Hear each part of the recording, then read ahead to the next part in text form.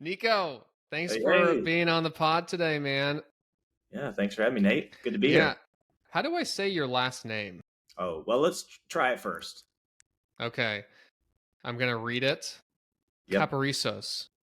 you got it. Perfect. First I rip. got it? Oh, shoot. It There we sounds just go. like it's spelled, but it's just so lengthy and it's in three parts that people just like, I'm not going to try, which, that's okay too. But most people get it right when they do look at it. So, Yeah.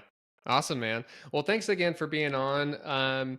So for people who don't know, Nico is a advisor, broker, consultant for smaller group, and I think some like larger group. You can yep. go into that further for employers, and really just trying to build high performance health plans. And we're going to kind of get into what that is, and it's really cool to have the time to talk about this because I just really respect what you and other advisors are doing in the space because it's like quite literally changing people's lives and like making a huge difference. So super, super excited to talk today.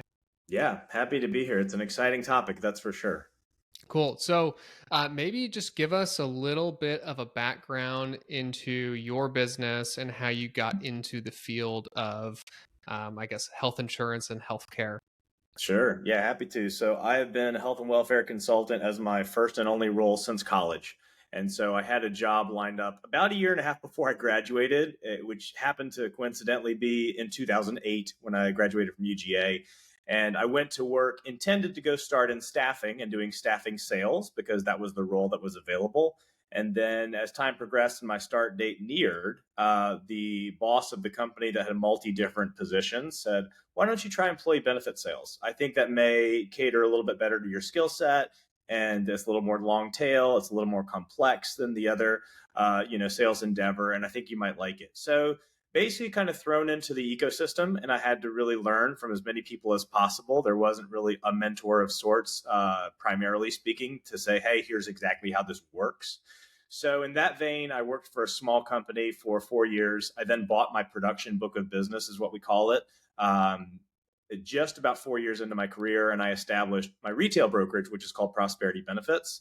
And I've been at that. We can do the math for about 11 years on my own. I've actually grown that 5 times over without adding any overhead by way of staff or other sorts of areas of expense, which I think some of your listeners would be interested to hear kind of how I was able to go about doing that. If they Yeah. happen to contact me, right?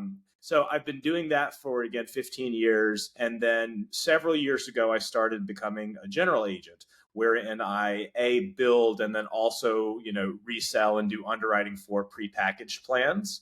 And so a lot of what I do kind of marries into the same skill set and ecosystem, if you will, with respect to being a health and welfare consultant. It's just on the retail side. I help clients mostly locally in Savannah, which is where I'm from and live and raise my family and the rest.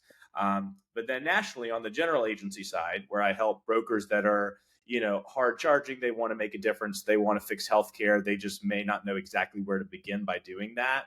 And I act as, with a grain of salt, a mentor to them, so as to say, I've looked at more than 1,000 groups. I typically am able to find something creative outside the box. I'm typically talking to a lot of vendors all the time.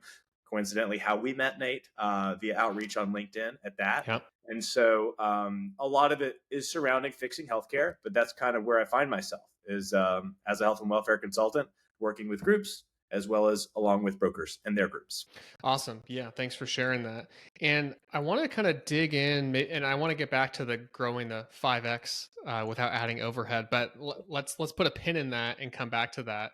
Sure. Um, for the small groups that you work with, I think there is this idea that it's not possible to do any sort of self-funding with small groups, and Mhm. maybe it's not possible in certain states. I don't know, but I'd love to hear your experience in helping these smaller groups, like 100 lives and below, Sure. and what the challenges are, who's appropriate for it, who's not.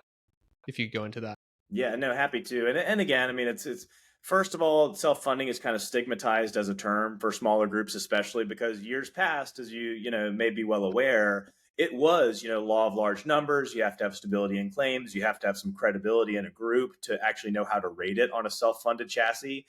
Really, when I started to foray into my career, even 15 years ago, there were what's called level funded health plans, and those Mm-hmm. basically they are self-funded. So there's two ecosystems. It's fully insured and self-funded. Level funded lives within the self-funded space, obviously.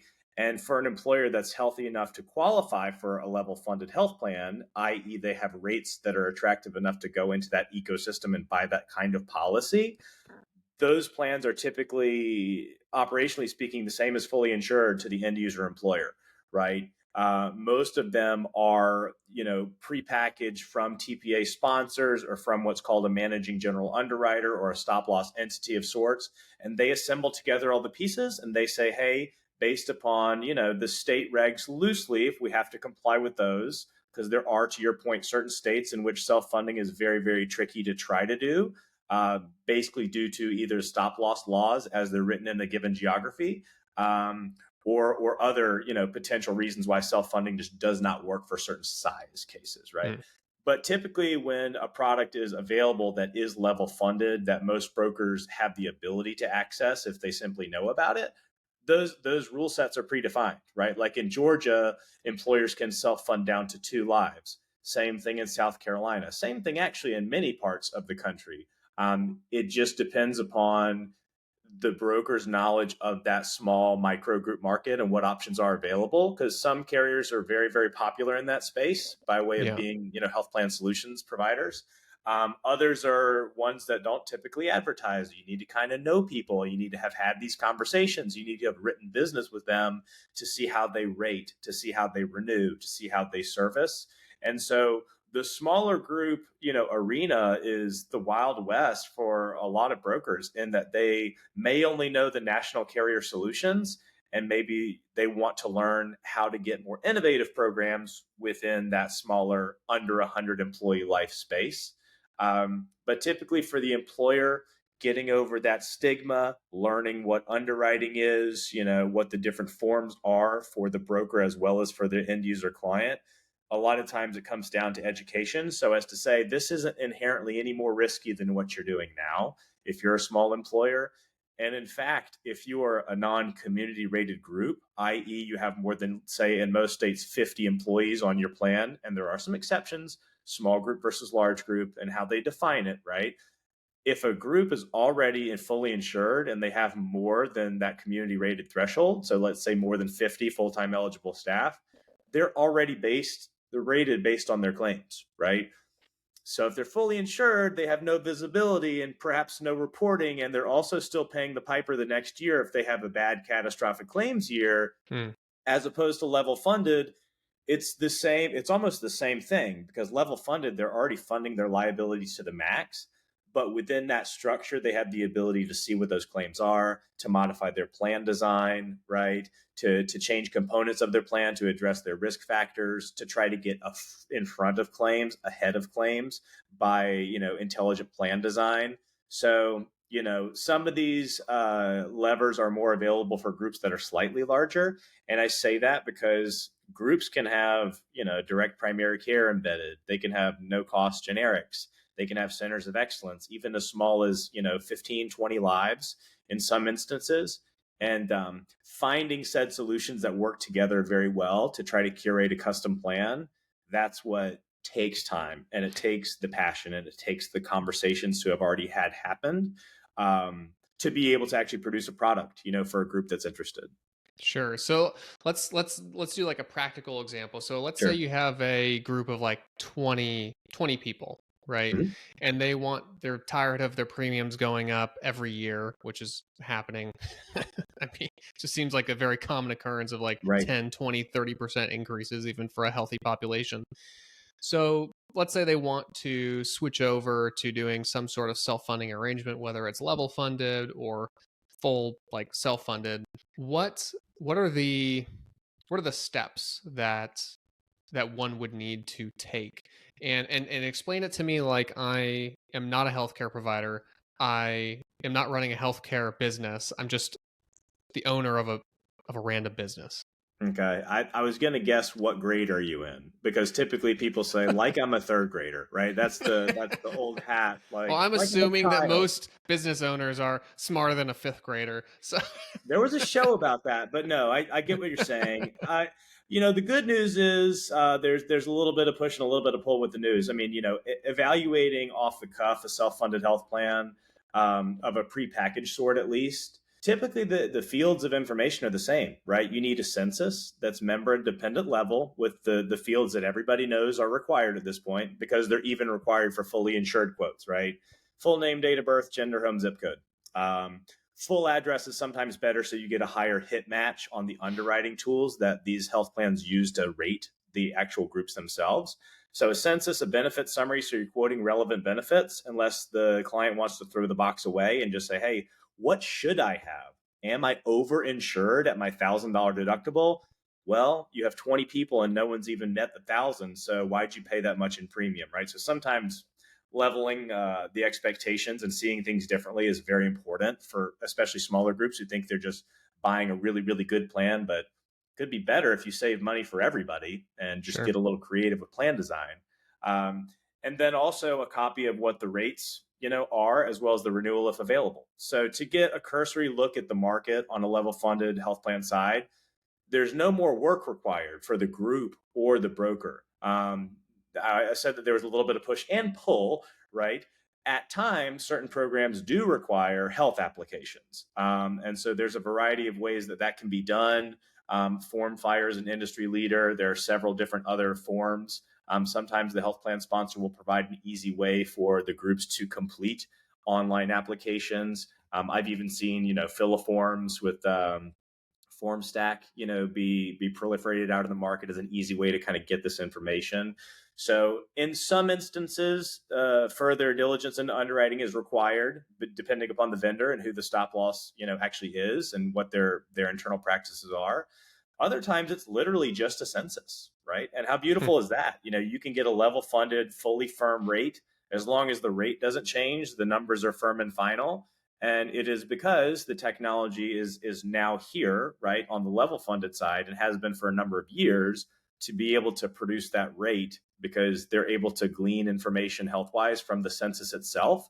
And then they, deploy whatever tools they have at their disposal to actually rate it on the back end.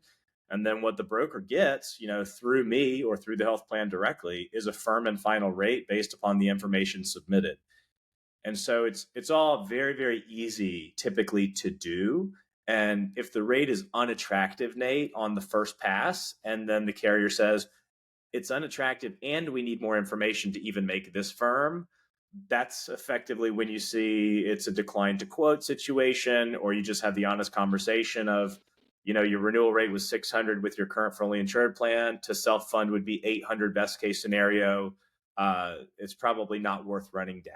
And so sometimes the underwriting is good to do anyway, because you actually get insight into what the health risk is of the group. And especially if you're a broker that's focused on the long term, you can say, hey, employee Ray in a 20-person group was the only one with anything of concern risk wise. And then the broker knows once Ray is no longer an employee, then they have a tab on saying, okay, well, let's look at this every year, annually, just to make sure we underwrite every single year. And they don't have to let the group know, hey, Ray was your bad apple. But a diligent broker should be doing underwriting every single year because populations change. The health risk naturally does change as well. Someone stops taking a drug. Someone had cancer in remission for more than 5 years. Let's just say that's another popular one to track, right? In which case it's no longer as large a health risk rating wise. So the process can be very, very similar, and brokers should not be scared of it. And neither should groups. It doesn't pay. It doesn't, cause a negative to be informed. I don't think ever. Right. Sure. So when you say the carrier in the level funded arrangement, Mhm. are you still renting that? Are you renting the carrier network? Is that how it's working in a level funded plan? So there's a variety of answers. The long and short of it is that the national carriers have level funded solutions, right? Wherein they are the actual underlying insurance company, right? As well. So since they're a carrier and they're actually offering the insurance internally, you refer to that as reinsurance as opposed to stop loss when it's, related to medical specifically, and it's a third party administrator or sometimes an employer directly procuring insurance to focus on medical claims coverage.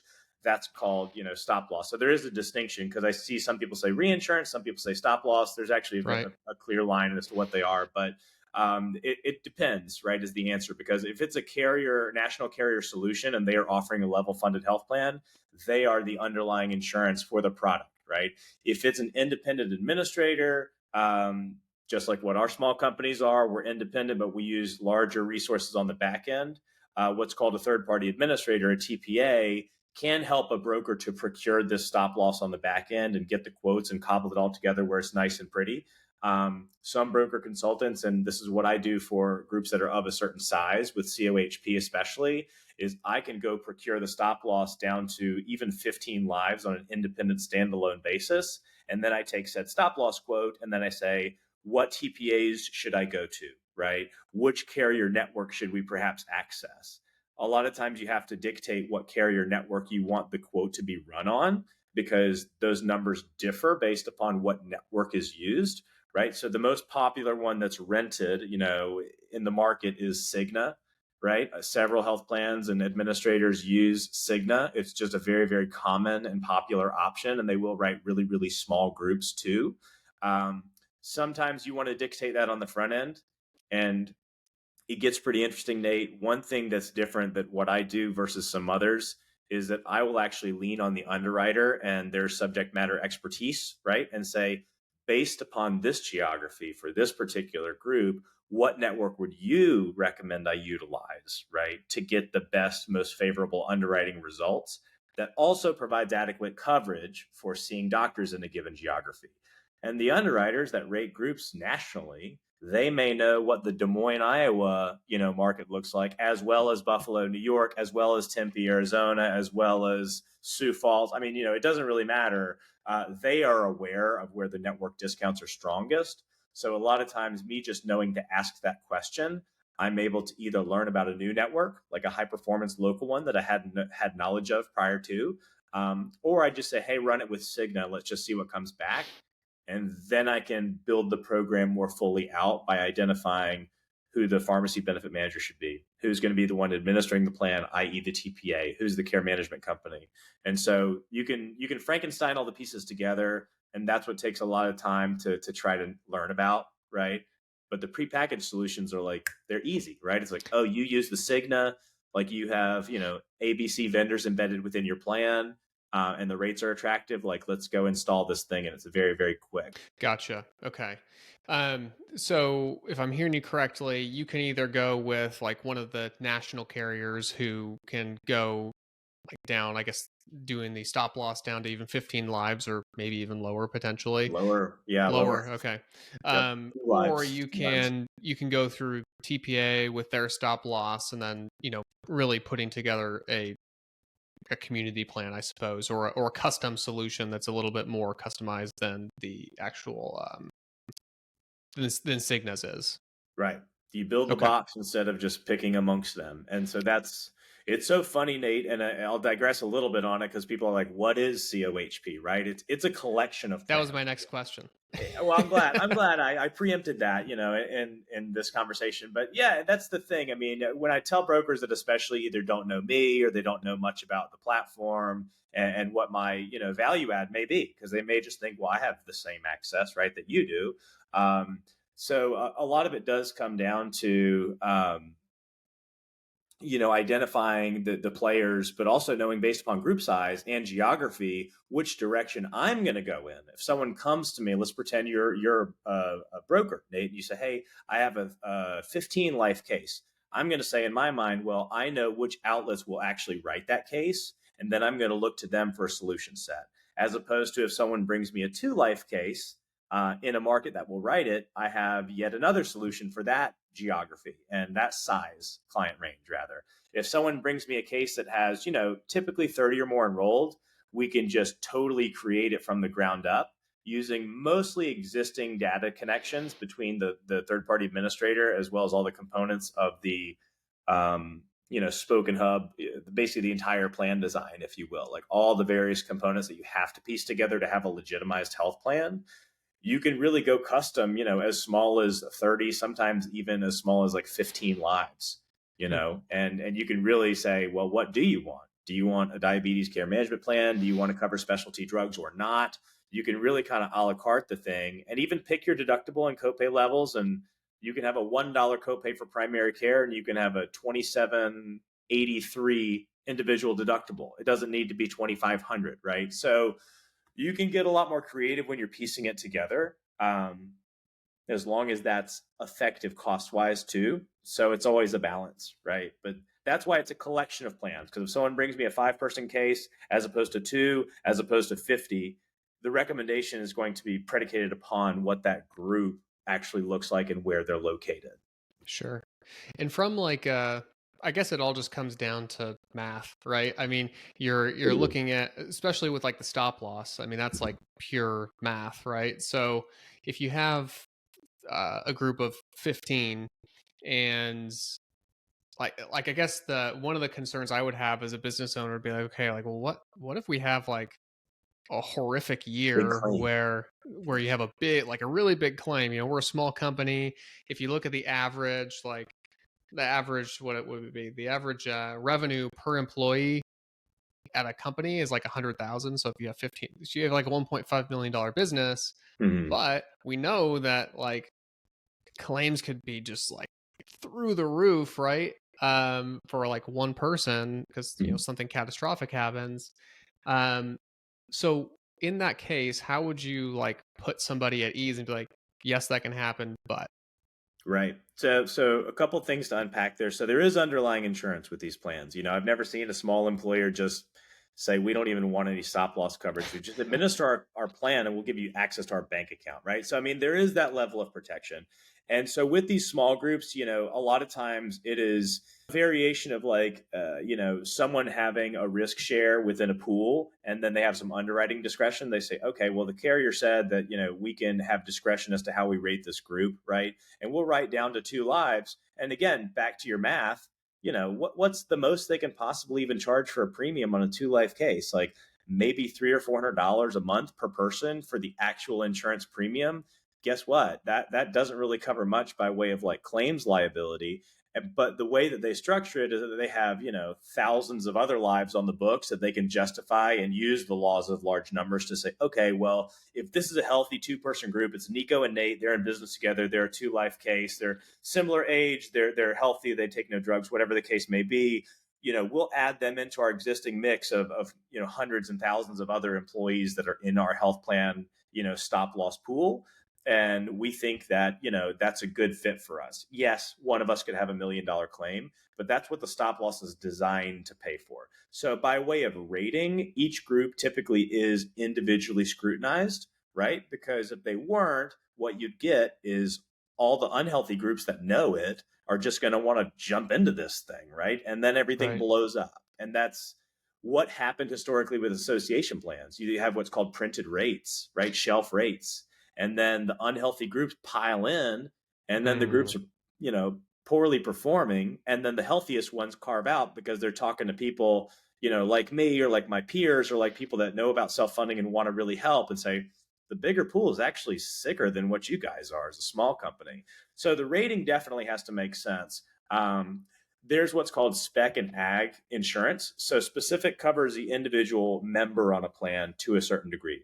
So for small groups in Georgia, especially, it can be as small as I believe 10,000 oh wow, per so it person. actually goes, Oh that's yeah, actually lower than I thought it could be. correct. Yeah, and so that's state predicated as well. And Okay. so in North Carolina, for example, it has to be a little bit higher. In California, I may misspeak here, so I don't want to say the actual number, but the spec is so high that self funding just doesn't even make sense for certain Mm, groups. I mean, it's $100,000 a year. Let's just say in this example, and I have to fund as the employer up to 100K per person in terms of liability. The numbers don't make sense as much at that scale. So the specific stop loss coverage covers any one person above a certain amount. So the claims right. fund pays for me and you, our little 2-person group in this example. If I have a $80,000 expense, because I have 2 complicated surgeries in a year, let's just say, The employer's claim fund only has to pay 10,000 of that for me in a given policy period, and then the stop loss covers the rest. So that's what's called spec. You have aggregate stop loss insurance too, which comes at a much, much smaller price point, because the chances of an entire group blowing through their claims fund, though in years recent that has become proliferated more and more often in the market, so the aggregate insurance premiums have started to climb up a little bit. That would mean the entire group has to blow through all their claims fund dollars. And if when they do that, then there's aggregate insurance that pays for anything above and beyond a certain amount. So there's always protection. Depending upon how the broker consultant crafts the plan, there may or may not be room for potential dollars to leak out of the plan or to be not covered by stop loss.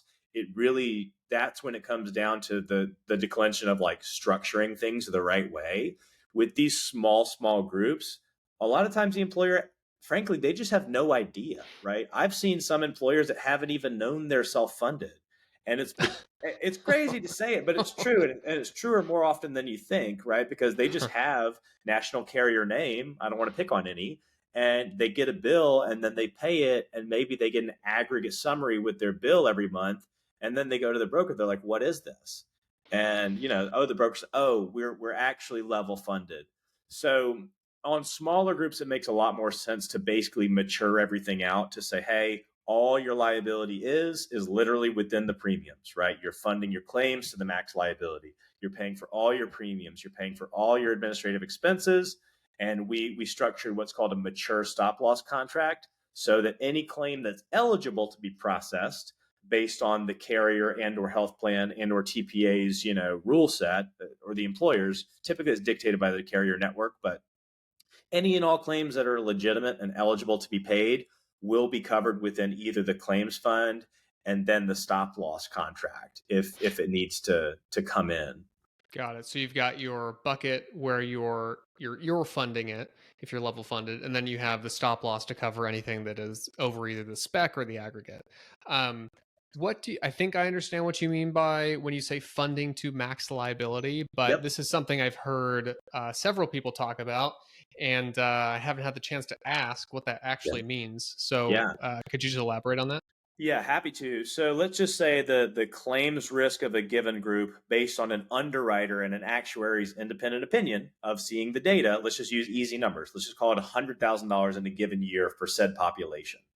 The way these level funded, maximum liability funded plans work is the underwriter says, well, if you want us to basically make things easy for you, then you're going to fund to your max liability of, let's say, $125,000 instead of just to 100, which is funding to expected as opposed to max. And the reason you want to fund to the max is because it takes into account a group going and having a bad year, a group having, unexpected amounts of claims, obviously. But they're already funding to their maximum liability. So when you do that, you basically eliminate the chance of what's called a cash call or, a need for additional money to be put into the program to pay for claims that are eligible and legitimate that do need to be paid by the plan. And so when you fund to that maximum, again, all your liabilities included within the premium that's paid on the policy itself.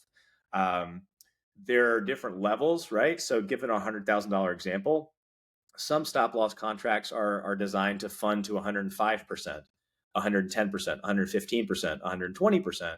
And so there are various different levels. Typically that's on the back end, right? And the client may want to be aware of what that is. But if you fund to 105% because the carrier has structured something very, very creative and they know that they can contain risk and they're confident in that, then that premium will be lower because they're obviously funding less claims. So when a broker consultant really starts to learn more and more about the self-funded, arena, then they'll know what to ask, those sorts of questions like, hey, stop loss entity, can you price this at 105% of the liability instead of 125%? In which case the client does need to know, right? There could be some dollars that are needing to come into the plan throughout the year, right? If you're really kind of tailoring a program. Some are just designed and packaged that 105% or 115% is the entire max funded liability. And Sure. those, again, are easier to use and to operate because there's no potential for, again, more money to be called for throughout the course of the year. Does that kind of help to unpack the? It does, yeah. What happens if you fund it to the max Mhm. and then you actually don't end up spending that much? Like, what happens to that remainder? Is that just like money you've lost, or does that Yeah. get rolled over, or how does that It, work? it is a multifaceted response, let's just say, because this is what like some people will sell, right? Like they have an elegant stack and they'll say like you keep the entire surplus, and like that's their sales pitch, right? It's like it's all your money, like that's why we're the best health plan. Which that's certainly an advantage, but it's not the only thing to consider. It's like how aggressively are you controlling claims with your ecosystem of vendors and plan design and getting in front of things and education advocacy, like Sure. those are critically important too. Um, but it's a spectrum, right? So sometimes the underwriting entity health plan will claw in and keep all of that money if there is any left over. And you may think, oh, that's a terrible deal. Why would I do that? Well, it's because it's assigned a lower premium price point, right? So it's like, do Mm, you want to have your win now in the premiums you pay, or do you want to wait a year for claims to happen and then wait till what's called the run out is over, right? When all the claims are properly processed and filed, and then you basically see whatever's left if there is anything. Um, and then your reward is later, but you paid more throughout the year, right? So that's where all the money is kept by the health plan or MGU or stop loss entity. MGU is managing general underwriter. They're involved in the stop loss procurement, pricing, placement, claims, the rest, right? got it. A lot of the national carriers have options too, right? They say, well, a 50% surplus means we split it, right? A lot of national carriers will say we'll have a 60% or 66% or a 2/3, right? And you can kind of move those levers sometimes. Sometimes that is brought into the light in a quoting scenario if the question is asked. Other times it's not. And it's, again, that comes down to education and like what kinds of questions the broker consultant is asking of the carrier or the program entity. What is the surplus if there is an option? What is it by default? What did you quote me? What are the options? So it depends upon the program. And it also always pays to ask the question and to be able to educate the client. Do you want to save more now, potentially? Or do you want to, pay a little more now and just really, really hope you're going to control claims over the course of the year and then start to accrue funds within the health plan too? Which accruing health plan funds, it's inherently, good for stability of the plan, right? I mean, if Sure. you have 50 grand sitting in your claims fund at the end of the year, that is the employer's money to help balance things out in years to come. So that's the ultimate goal. If you're funding everything to the max, it's a good idea to keep the money within the plan. Well, some of my employers, and I've taken a big check picture or two in my past where they had a performance bonus or a health plan bonus, and we've taken a picture of a nice caricature check, right? And it says Yeah. $45,000, from our health plan because we've overfunded it essentially. And that's also a win to get money back because they were rated great on the front end and they also got money on the back end. So it's really a mixed answer, but it does come to asking the question, right? And then learning, if you're a broker, what those options look like. Sure. Yeah. So then what would be, because I guess I've had more conversations around self-funding in the truest sense on like Yep. the far left of the spectrum, Mhm. right? Where it's like you own everything, right? There is no carrier involved. Um, what what would you say are the deciding factors, just in your experience, of whether somebody chooses the level funded approach or the self funded? Let's just use like self funded as its original intended purpose. Sure. Yeah. So let's again use an example, right? Because if you are a pay as you go, right, traditionally self funded employer, you may have 2 or 3 months, especially in the beginning, the inception of a policy period, where not much is even hitting the books. You pay, let's just say, keep the numbers easy, $5,000 a month in admin expenses, then you're going to pay claims as incurred, right? The first couple of months, because of the claim lag, you may not pay much of anything for claims, right? And then you may start to pay more and more, and you trickle, trickle, trickle. But then maybe in the 8th month of the policy, you have two people meet their specific deductible, and boom, hopefully you were saving money as you went, because now you do Right. owe an additional $30,000 and you were only Right. used to paying five a month. So that's why, I mean, cash flow comes into play. Yeah. Obviously, having money in the bank earning interest is a control for smaller groups that don't necessarily have the discipline or the knowledge or the wherewithal or even the desire to say, I want to open a separate health fund account and I'm going to link that up to the TPA so they can pull money from it to pay claims. And I'm going to be, dutiful in funding that every month. I'm going to be very, very diligent. I'm going to take a look at the invoice from the TPA.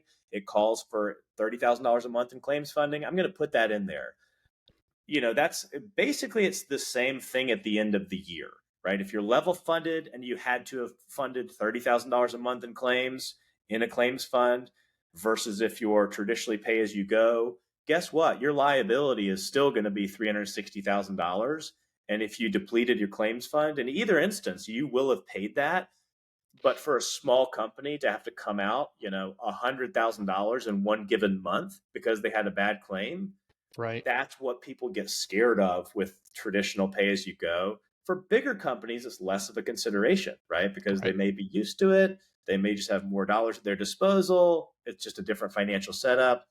A small plumbing company is like, keep this easy, broker. Keep this easy, save me money, and then we'll Yeah. get one bill every month to pay. That's why this is kind of like, spread like wildfire with eligible like groups or eligible makeup groups, right? Who've had brokers who have wanted to guide them into that ecosystem. It's the easy button, but it doesn't mean it's any less innovative than paying as you go.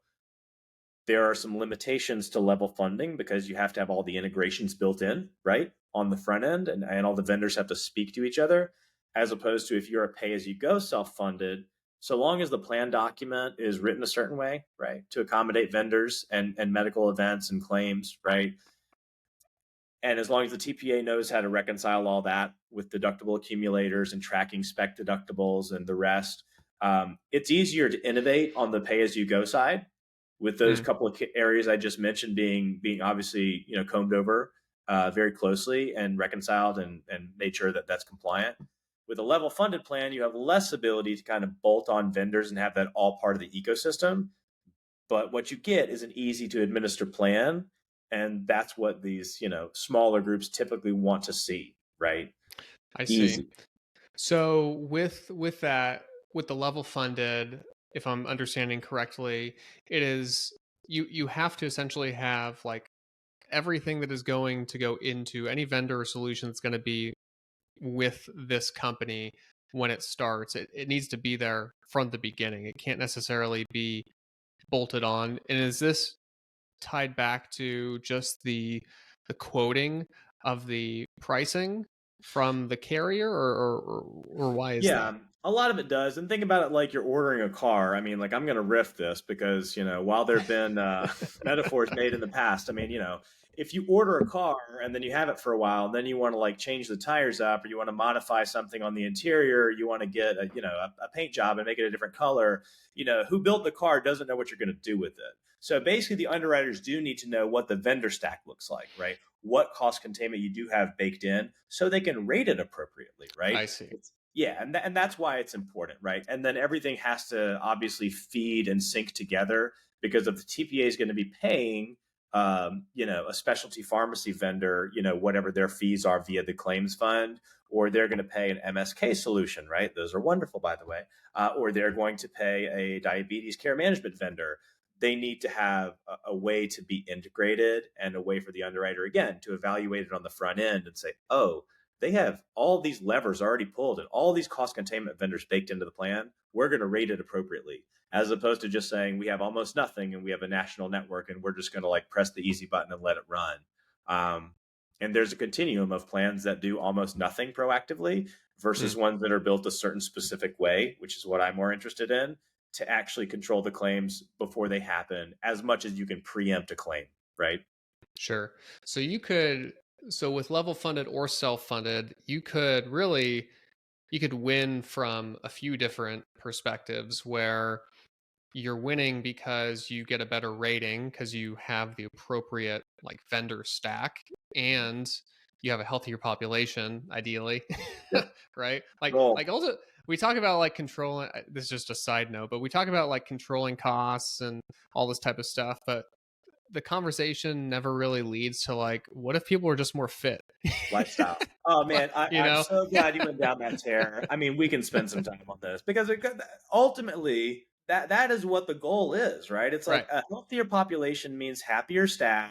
It means lower claims. It means they're healthy, productive human beings, Yep. and that is the ultimate goal. And then preferences and lifestyles and decisions people make. Obviously, it's hard to just say, hey, employees, there's 800 of you, like let's everybody get healthy all at once, you know but that's what the ultimate goal would be. It's like let's fix everybody's conditions that can be fixed by way of like metabolic health, Yeah. and then lower all their mortality risks. So we're reversing diabetes, and we're controlling weight, and we're getting people off these medications because their conditions no longer warrant them to be taken, right? You want to take a chemo away from a cancer patient, but I mean lifestyle related diseases Yeah. that are related to how people actually live their days, if you can address those, then yeah, you cracked it. And so that's what the fully insured ecosystem doesn't really have in mind as a goal, at least from my perspective, because there's no incentive for them to do that. The employers hold the risk, right? And so Yeah. the employers should be the ones to say, how are we going to champion the health of our group? If we do, we're going to benefit by lower insurance rates and a better population.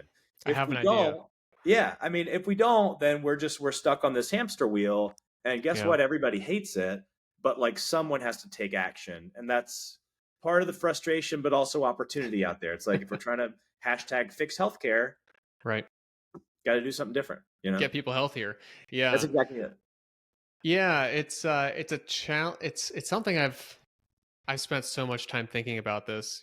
So my background, I got my bachelor's in exercise science, Mhm. and then I went on to get my doctorate in physical therapy, and then I spent 6 years treating patients.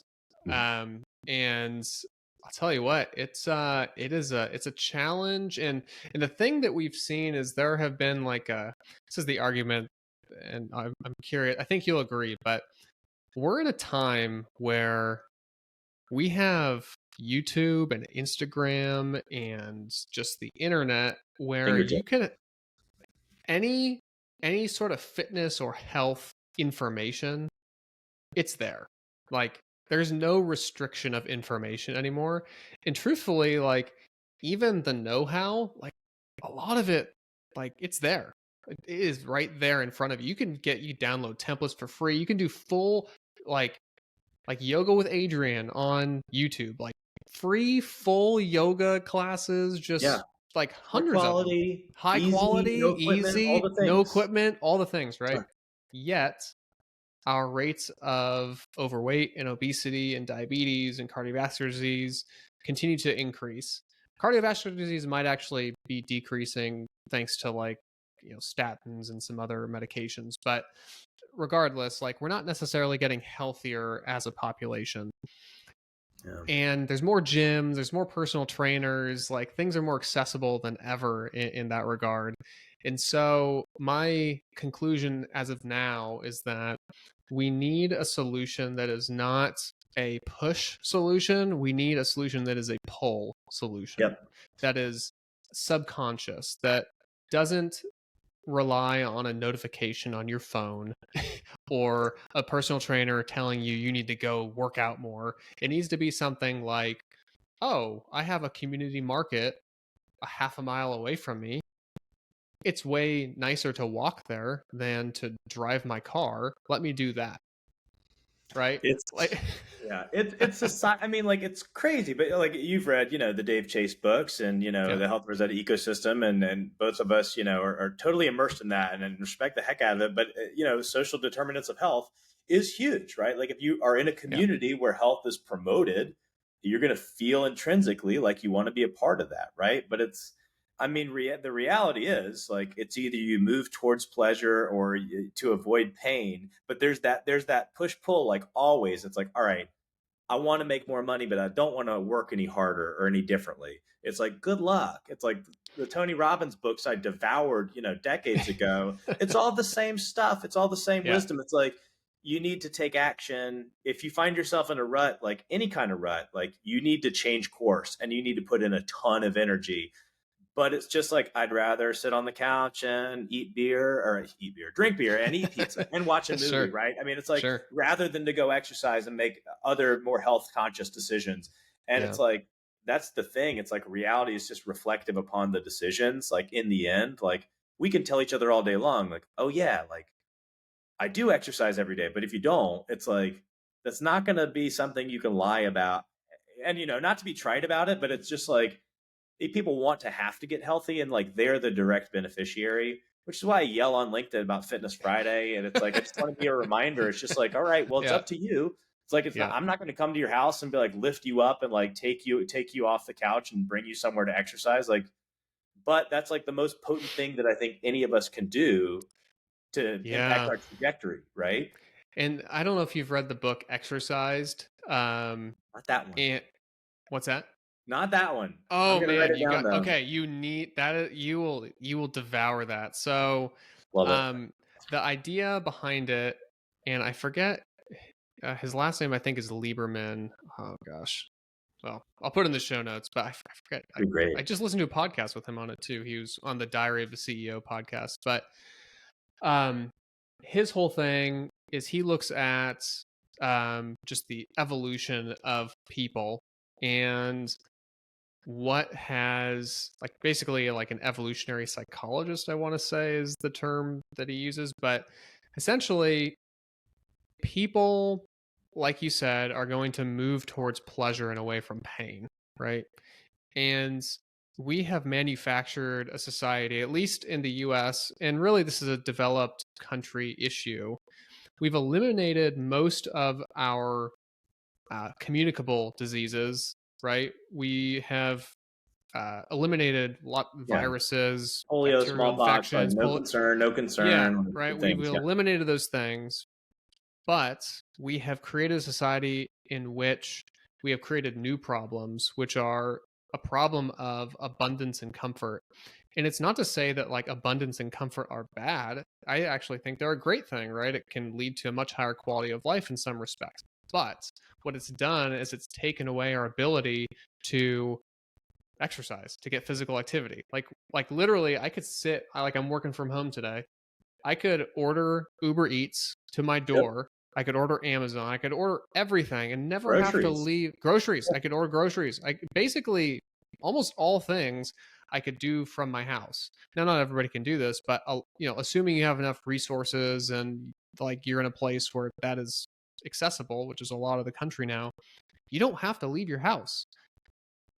Things have become so comfortable in that regard. There's no incentive to be physically active, and so that's what we've lost is we've lost the incentive to be physically active. We don't have to go fetch water from the river. We don't have to go take a backhoe to the field so that we can grow our crops. Like, we don't Yeah. have to do Yeah. that anymore. Scythe to cut it down, right? Or Like, scythes to cut it down. We're not like chopping wood yeah. to make sure that we're warm in the middle of the winter, right? We don't have to. We just turn our heater on.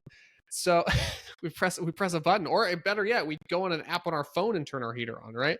So we live in this world now, and this is the challenge. This is the great challenge that we're going to see is as people get older and sicker with no incentive to be physically active. We're hitting a like this is something why or this is I'm rambling so much, but Oh, I love this. Yeah. this is why the costs are going so through the roof, aside from like all the nonsense the larger carriers pull in some respects, but Right. also that we're just becoming more unhealthy. It's not, I mean, because it's a systemic issue and it's like, you don't have to do anything, but it's like, a lot of the stuff I read is like personal development, like psychology, like centering around like health, proactive. I mean, superhumans on my desk right now because I'm going to take some notes off the last page of each chapter that has like cliffs of what you read. But Yeah. it's just, yeah, there's no need to do any of this stuff. But if you do, like, responsibility brings happiness. Like if you have nothing to do, like you just go to an island and you're like, I'm just retired. Like I have plenty of money. I can do whatever. I can order anything. You're just going to feel worthless. Yeah.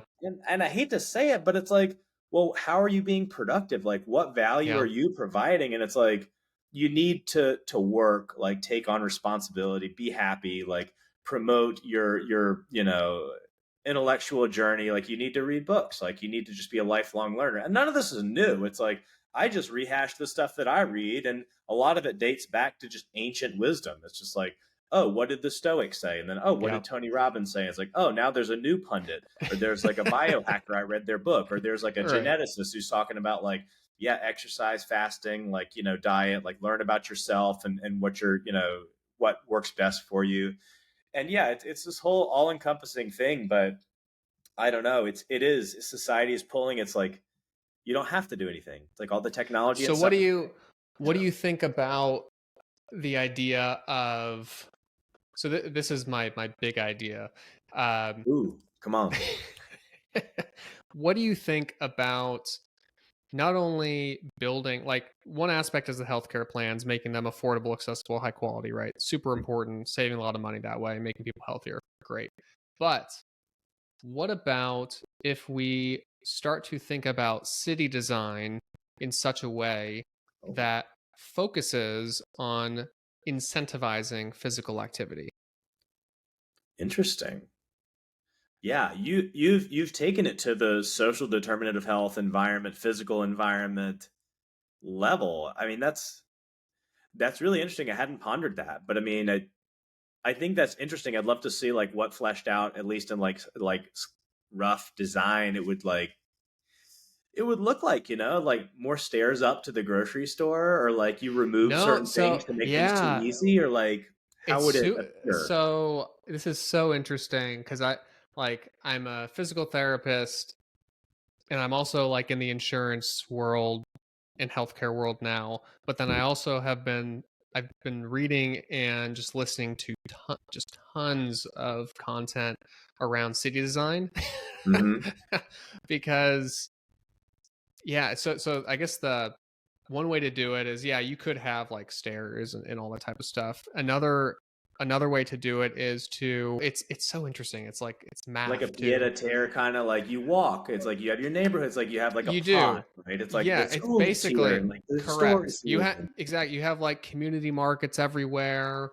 The streets are narrow so that cars can't go fast. You have lots of trees, wide sidewalks, lots of just like greenery and community just events where spontaneous interaction can happen between people.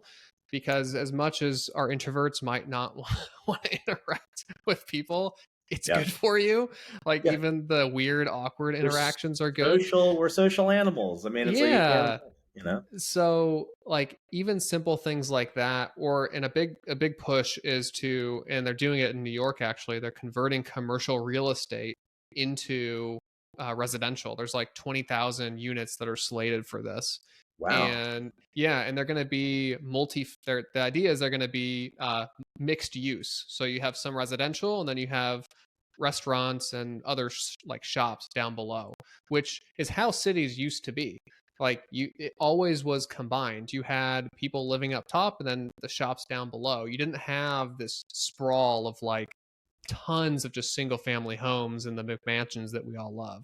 Hmm. Yeah. um so that's the big idea. And that's the challenge, because that's it takes a long time and a lot of money to do that.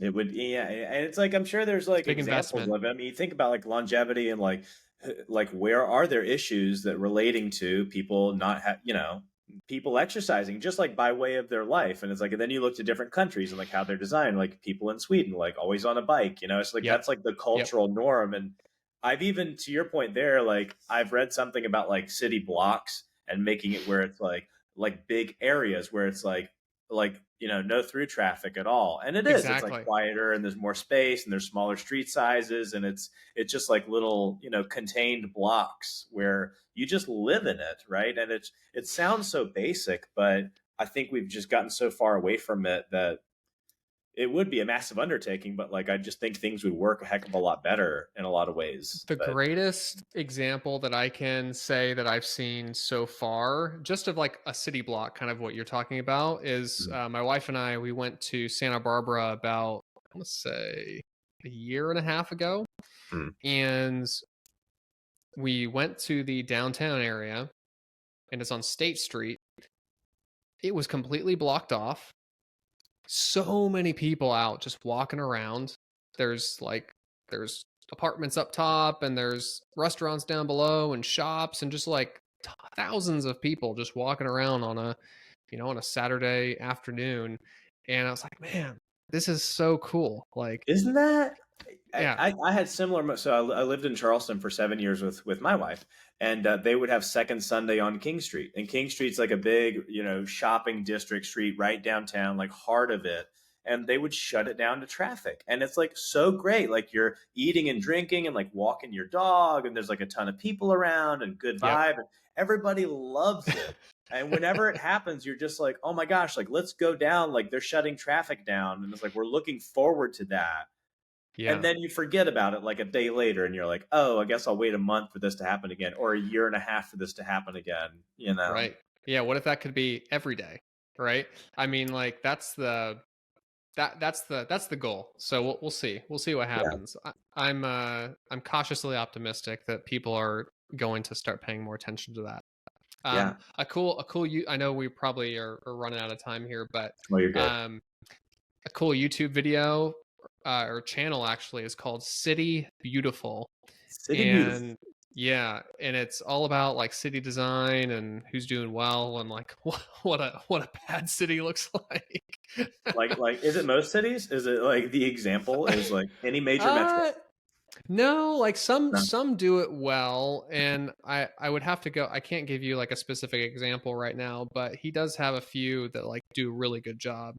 Um, and then just like if you like type in like walkable cities Mhm. in like YouTube or in the Google search, you can you'll find a lot of results for that too. And there's several books on it as well, but it's really good. I'm trying to get the content creator from City Beautiful on this podcast because I have Oh, so many questions for him.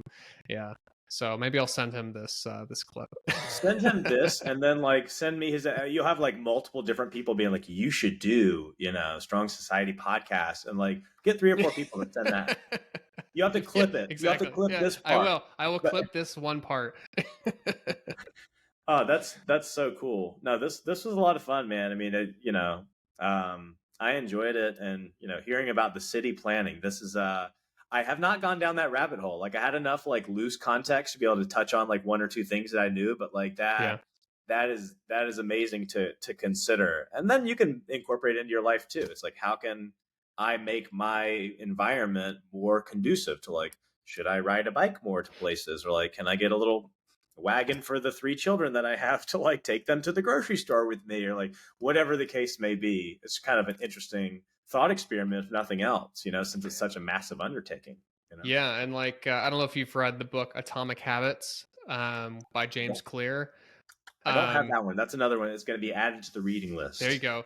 Yeah, but it's really just for any sort of habit formation, make it easy. So if we're trying to be healthier, we need to somehow make it easy and make it convenient. And I know there's been a lot of talk about making, oh, you gotta like work harder, but it just doesn't work on like it works like on an individual level for certain people, but on a Mhm. population wide basis, it's not a great like that's another push, right? We need to have more pull where it's easy and convenient, more convenient than driving, more Yeah. convenient than being less physically active. So I encourage everybody to start thinking in those terms, and we'll likely start to see a much greater move towards a healthier society. I hope so, man. I mean, it's one of those things like I need to stretch more. It's like how many people can say that? It's like I need to sit less. It's like Right. I mean, and I'll plug a product, and I've said it on LinkedIn before too, but it's called Habit, and it's a tracker, and you Yeah. can put all the things that you should do because you've done self discovery enough to be like, this is how I should live my days. Like I should meditate a little, I should read a little of a book. Like some of that comes down to like what people do with the 75 hard plan, where it's like exercise every day, read a little self improvement, drink a bunch of water, no Yeah. alcohol, like a strict diet, no cheating, all the things, right? It's like if you know that you should spend 5 minutes with your eyes closed, like do it and like track it. Like use your favorite thing, use your cell phone and be like, oh, check that, did that for myself. Oh, I stretched my ankles a little bit. Like that was good. I was supposed to do that. Anyway, I mean, technology is like it's our savior and our doom, I guess. I don't know if I've heard that or just riffing, but it is like you use it to your advantage. And if Yeah. it's plaguing you, it's like get off that social media. It's like it's making your head a bad space. Like, you know, set it down for a little bit. Like go Yep. see some birds flying. I don't know. Go Fun. see. That's gonna be the. I'm gonna put that on the thumbnail Go of this see video. some Go birds see fly. some birds flying. Yeah, put on a goofy shirt. Go Yeah, outside. I don't know. Have exactly. fun. Yeah, man. So I want to give you the last word. And feel free to say anything about just overall health, level funding. What would you like our listeners to leave with here? Well, I mean, it was great to be on, and I would say, you know, I mean, knowledge is power when it comes to level funding.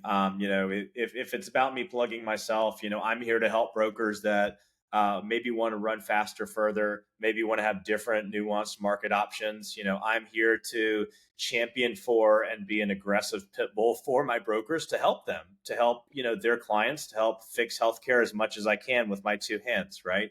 So that's kind of what I'm about. I do love to collaborate with, like in our conversation here, when I get on the horn with a broker and they learn what I'm about and that I'm there to truly help them.